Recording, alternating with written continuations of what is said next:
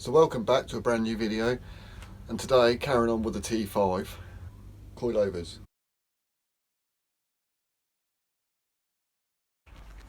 So I've gone ahead and I've already made a start on the vehicle. I'm going to start on the rear end first because the way the vehicle's just parked on the drive, it's easier to start on the back end, and then we'll turn it around and do the front in a minute. But I've already done this side on the passenger side. I've still got the driver's side rear shock to sort out. But I had to remove the torsion bar to lower the bottom arm. So the torsion bar on the lower arm has been, those brackets actually been removed, both sides. And there were two 13mm bolts, and that's just held up there.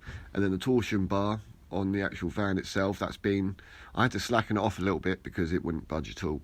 So I've slackened them off, and I've now been able to pull the torsion bar down a little bit. Next thing, I need to remove this bolt, this top bolt on the shock. And then once I remove that top bolt on the shock, I can then lower the whole arm. But I don't want the arm just drop, so I'm going to put the jack underneath with a piece of wood underneath the tyre to take the weight of it.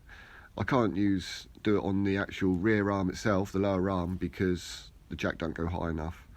And once that's dropped down, we can then remove the spring and the coilover. Obviously, I've just said I've already done this side. I've already gone ahead and cleaned it up and renewed it and serviced that coilover, and they're seized on there. They were seized, so I'm not looking forward to doing the other three. Right, let me get the other side all sorted out now, and we'll get that into the garage, and I'll see you in the garage in a moment with the other coilover. Well, I managed to get the coilover off quite easy.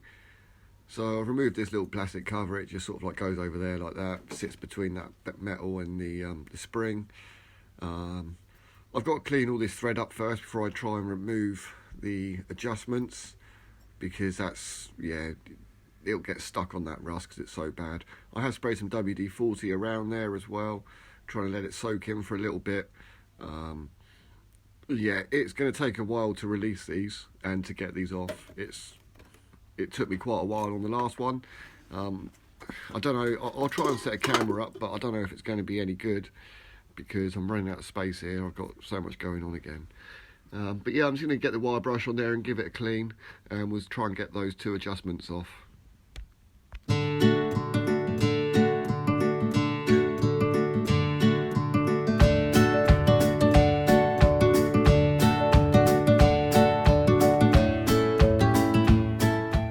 Yeah, I cut that short because I went to get help from my brother, because he's quite big. So bit of his strength, and we were able to get them off. I mean, they were proper seized on there. That's got to be a couple of years of rust. So now I think this is the important bit. Now you've got it all cleaned up and that, you need to protect those threads. And because if you don't service this item, eventually it's going to get so rusty that you're not going to be able to make the adjustments, and you'll have no adjustment, and it'll be pointless having coilovers. There's plenty of things that you can use. Here I'm just using a bit of copper grease because it's got those it's going to protect the thread as well. You can use a wax oil. You can use there's plenty of products out there that you can use to protect metal. So if you're installing new coilovers, why not just protect them? Because you're supposed to service your items regularly anyway, so just service them. And now what I'm doing is, before I put the metal adjustments back on, I've made some measurements so that both sides will be exactly the same. And I think on the rear I've raised it by about 25mm.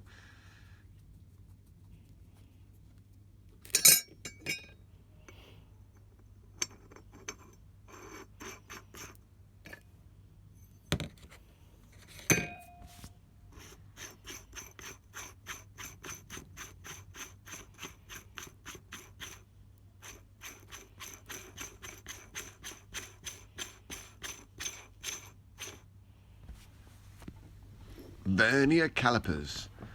So I'm going to use these vernier calipers. They are previously set up for the distance from that face of the adjustment to the face of the top of the coilover, and that gap there is the gap that I have already set on the passenger side. So now I need to adjust this one to be the same size as the other side. Right, so that's pretty much it. The coilover, that top half, all back together. The plastic's on there, it's locked into place. That's just going to go in the spring and then push up into the mounting place where it sits. And that is pretty much job done. I've made sure that the sizes are exactly the same both sides.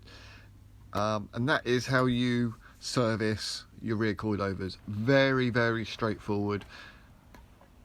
And again, this is how I've supported the rear wheel whilst putting it back in.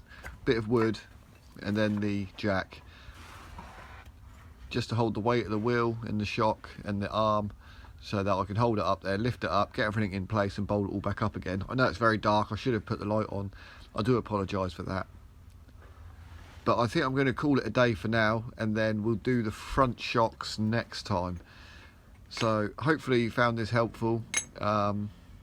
Give it a thumbs up because it helps me. And I will also see you all very soon. Take care, stay safe, and God bless.